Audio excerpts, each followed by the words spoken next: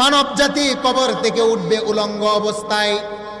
মানব জাতির দেহের মধ্যে কোনো কাপড় থাকবে না, তার পায়ের মধ্যে কোনো জুতা থাকবে না। খতনাবিহীন অবস্থায় মানুষগুলা কবর থেকে উঠবে। আম্মা জান আয়েশা বলেন, ইয়া রাসূলুল্লাহ, আর-রিজালু ওয়ান-নিসাউ জামিআ ইয়ানজুরু বা'যুহুম ইলা বা'য।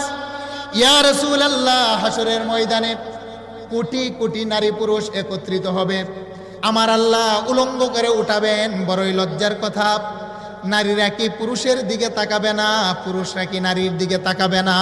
আল্লাহু আকবার।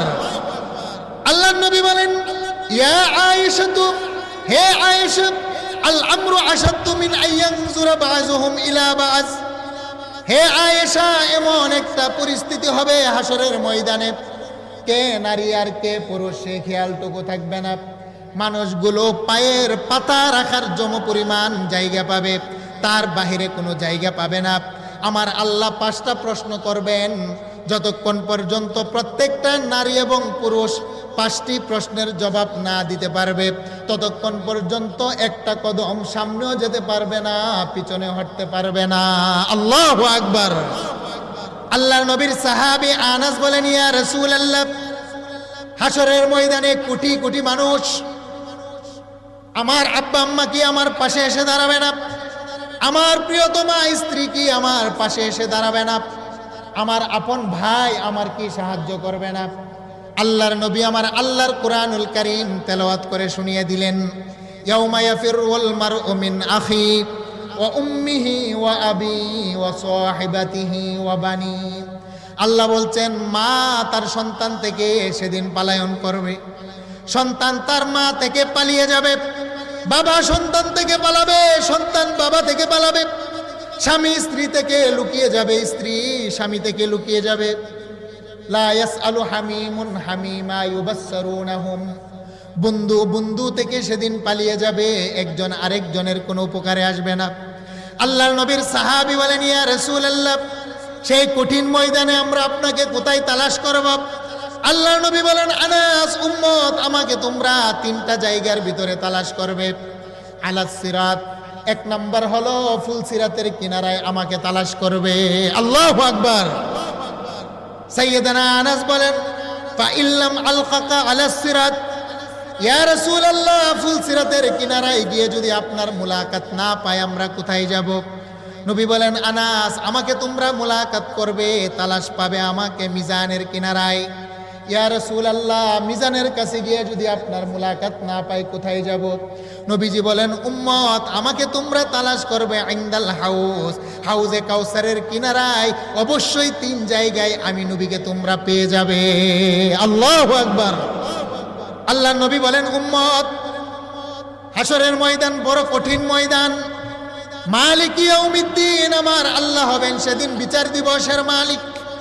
যারা আমার আল্লাহর নাফরমান বান্দা তারা দাঁড়াবেন, তারা গামতে আরম্ভ করবেন।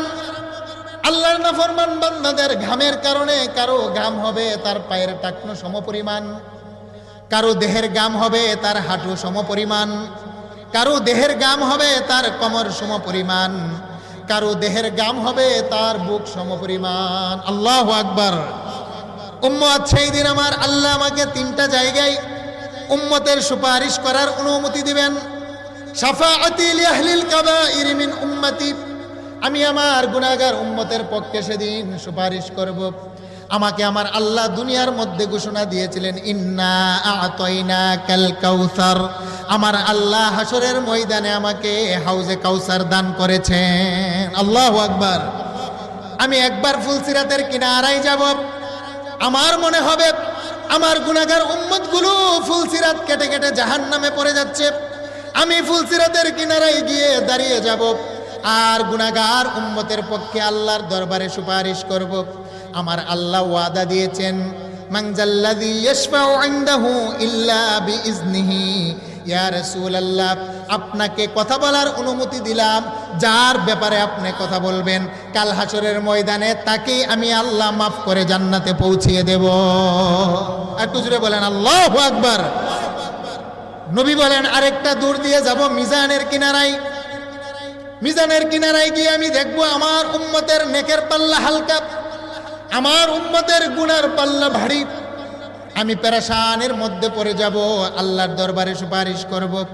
আমার কুদরতি ডান হাতের আঙ্গুল মুবারক আমার উম্মতের নেকির পাল্লার মধ্যে যখন আমি নবী টাচ করব, আমার রহমতের আঙ্গুলের চুয়ায় আমার গুনাহগার উম্মতের নেকির পাল্লা আমার আল্লাহ ঝুলিয়ে দিবেন। আল্লাহু আকবার। আবার আমি যাব হাউজে কাউসারের কিনারায়, কারণ আমার উম্মত হাসরের ময়দানে 50,000 বছর সমপরিমাণ একটা দিন হবে। ফি ইয়াউমিন কানা মিকদারুহু 50 আলফা সানা, 50,000 বছর সমপরিমাণ একটা দিন আল্লাহ কায়েম করবেন। মানুষগুলো দাঁড়িয়ে থাকবে, পিপাসায় কাতর হয়ে যাবে। আমি আমার গুনাহগার উম্মতকে পানি পান করানোর জন্য হাউজে কাউসারের কিনারায় দাঁড়িয়ে থাকব। উম্মত জানুনি হাউজে কাউসার হলো কেমন? মা উহু আসাদ্দু বায়াযাম মিনাল লাবান। আমার আল্লাহ আমাকে যে হাউজে কাউসার দিয়েছেন, সে হাউজে কাউসারের পানিটা হলো দুধের চাইতো সাদা। ওয়া আহলা মিনাল আসাল, যার মিষ্টতা হলো মধুর চাইতো বেশি। ওয়া রিহুহু আতিয়াবু মিনাল মিস্ক, হাউজে কাউসারের পানির গ্রান হলো মেশক আম্বরের চাইতো বেশি।